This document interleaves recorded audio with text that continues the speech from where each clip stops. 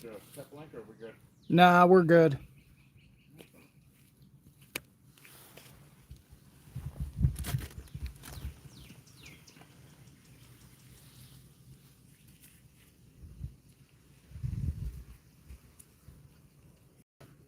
These are ways to.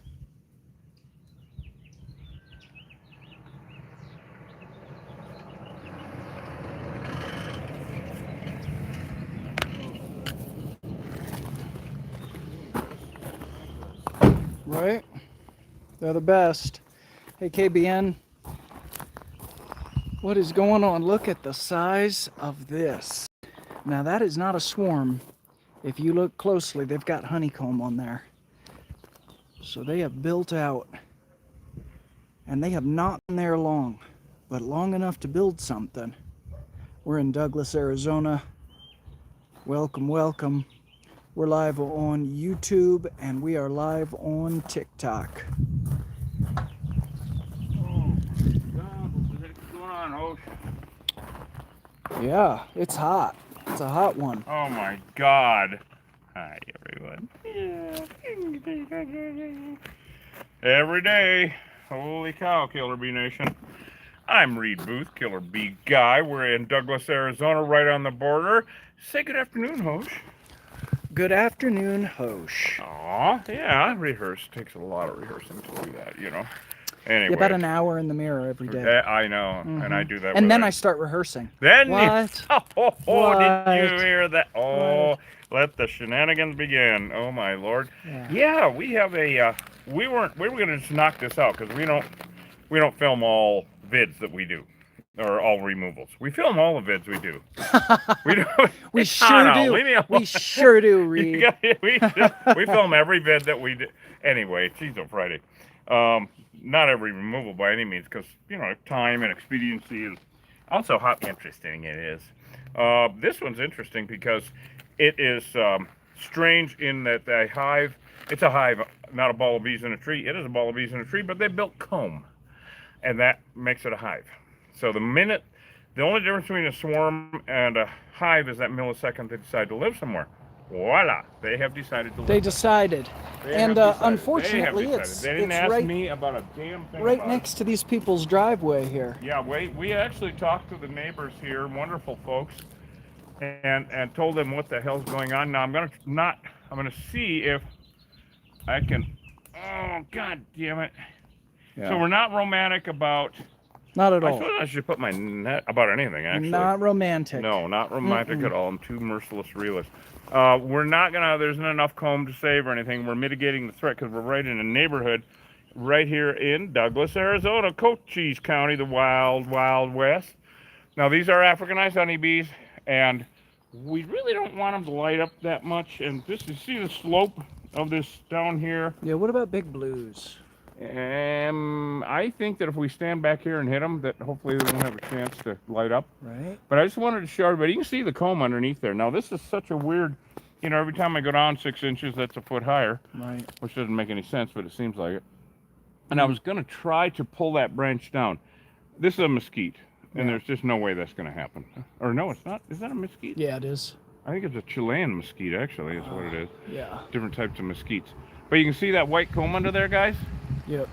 That's a hive. That's a regular. So for them to be building on a tree limb, what in the Sam hell? I'm going to get some Fendona. Yeah. So if you get a pretty good close-up of them before they go nuts, show everybody how amazing they are. They shouldn't be building out on a comb, on a tree limb, but that's what they do. They're totally weird. Yeah. So for those of you who are new to the channel, these are killer bees. 100% of the feral unmanaged honeybee hives in the state of Arizona are Africanized, aka killer bees, and it's been that way here since 1998 when the labs in Tucson said, forget about it, stop sending us samples, it's over. The killer bees won.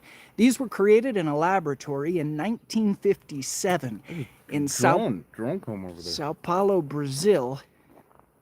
They crossbred African queen bees with a variety of European drones to create Africanized honeybees.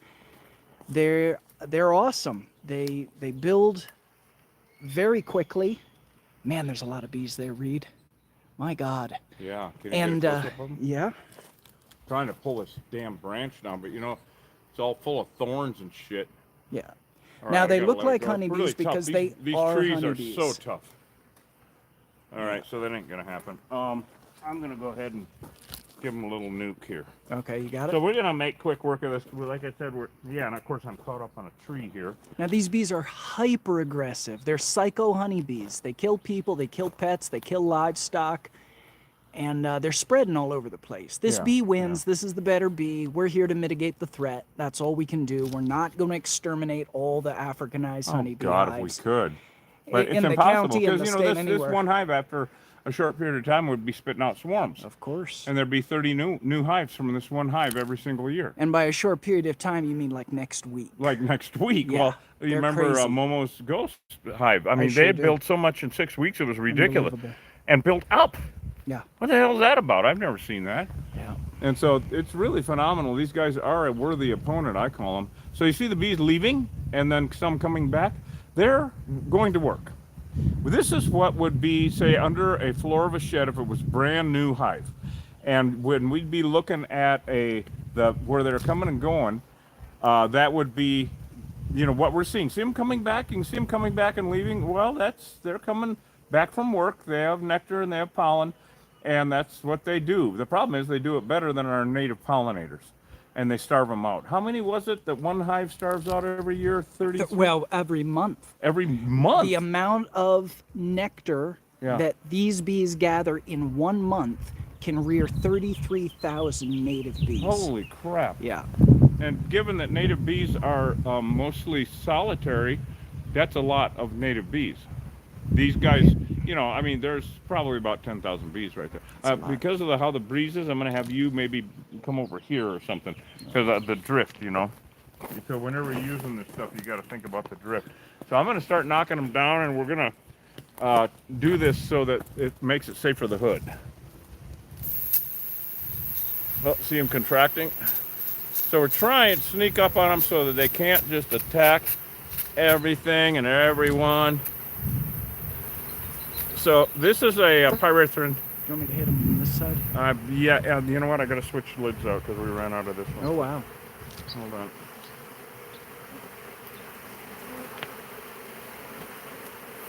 There you go. Okay, can you hit them from that side? Sure. There you go. Here, want me to hold that? There we go. So you see how they built the comb, guys? Okay, that's probably enough. We just want to keep, as they fall, we want to knock them down. You see that comb? And you can even see from here how some of that comb on the right-hand side is bigger. The cells, those are for drones. Those are for drones. So, yeah, we're killing them. You damn right we are, because these are deadly invasive species. All right, here, I'll trade you again, because I'm going to get them from further over here. Yeah, these things are, they don't belong here on the planet, to be honest with you. Yeah, they're actually invasive to planet Earth, these bees. They they're never man-made. existed before 1957. Now, obviously, we're spraying poison on this comb because we aren't harvesting it. Any comb that we collect that has anything on it that is, you know, anything is contaminated with anything gets discarded, of course. This will get discarded, but we just really wanted to show you guys the anomaly here because they shouldn't be doing this. Building on a tree limb in front of God and everybody. It's just so weird. And even though I started seeing it, European honeybees would never ever do this. Never do this crap. Build out in front. You know what they do if it rains? People ask us that all the time. Because, you know, look at that. It's right out in front to get the honey and everything. Well, the bees on the outside of the ball will all face up when they think it's going to rain. They will all face upward and actually act as they will point so that the rain runs down them. They create a shell. It's really cool, huh? They create a shell around the rest of the bees so that the water runs off of their backs. You know, it's like a shell with them all facing up because their wings go back along their body. Really amazing, actually. But, you know, to figure that out, to live out in front of God and everybody like that.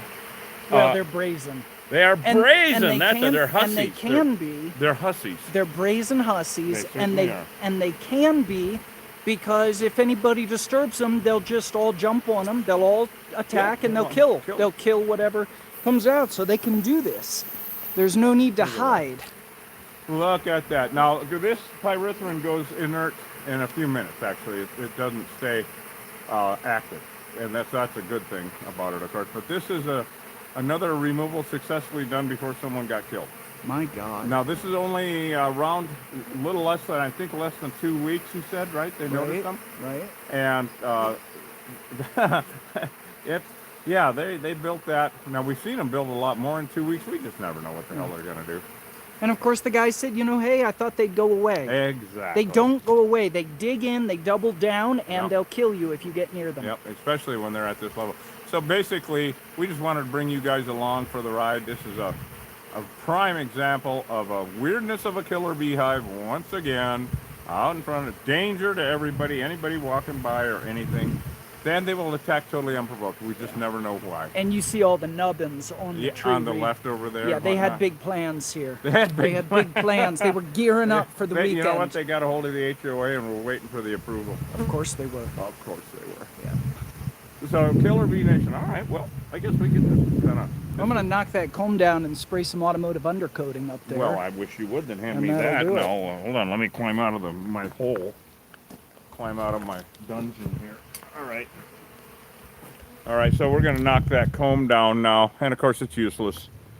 What have you got to knock it down with? Yeah, on my hand.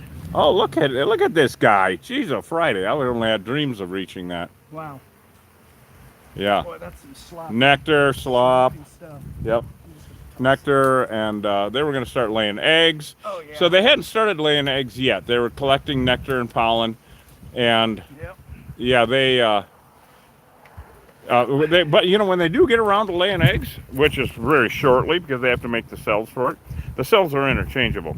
They can either lay eggs in them, have a brood comb where the babies are, or have nectar or pollen. So that when they start doing that, the queen will lay around 2,000 eggs a day. Yeah, no shit, huh? So now OSHA's going to try to spray some automotive undercoating on there.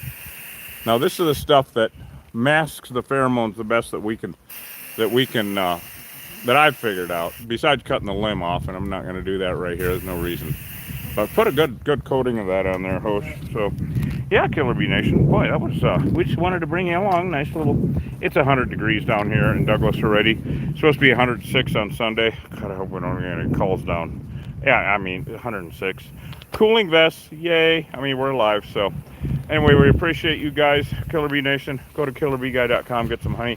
Have a wonderful weekend, a great Father's Day and all that. And like I always say, we might see you in 20 minutes. We might see you tomorrow. We don't know. We have no idea. But it's a sure thing. Not going away. Weirdest job security in the absolute universe. Host, do you have anything to say about weird bee actual hives on tree limbs? Sure, I do. And you know what? Actually, it's serious because each and every one of you, you're on the internet. You're going to see some serious bullshit when it comes to big balls of bees and trees. Relocating, like you mean? People relocating, people saying, oh, don't do anything. They'll move on. I promise you that these folks, you know, saw something like that. Yep. They'll move on. Oh, don't bother them. They're resting. All of that. Everything that just came out of my mouth is bullshit. Yep. These bees will kill somebody. Yep. It's just a matter of time. Yep. And if it's not a person, it'll be a dog, a horse, or a goat. Especially here, you can see there's goats everywhere at risk. Well, old goats maybe. Yeah.